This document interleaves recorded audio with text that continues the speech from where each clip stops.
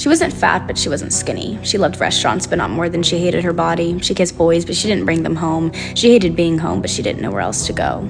She wasn't shy, but she hated small talk. She craved deep conversations, but would never open up. She hated living, but she didn't want to die. She loved laughing, but not as much as she needed to cry. She wasn't a bad person, but she didn't feel good. She was always there for others, but herself never understood.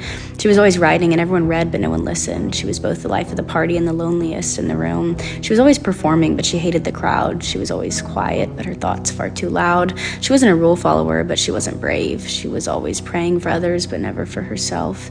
She wasn't ugly, but she wasn't beautiful. She wanted to be loved the way she loved others for once. She wasn't manipulative, but she knew how to lie. She didn't have her mother's temper, but she had her mother's sad eyes. She wanted her father's kindness, but she got his tendency to run away.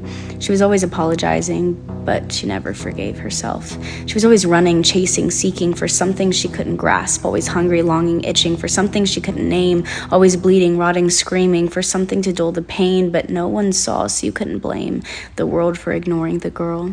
She was always smiling, laughing, mending others' scars. She was always dreaming, never sleeping, always looking at the stars. She was born with wings instead of feet, always needing somewhere to flee, but she couldn't fly. Her baggage held her down. She wasn't depressed, at least she didn't think. A dangerous coping mechanism for a girl with clipped wings.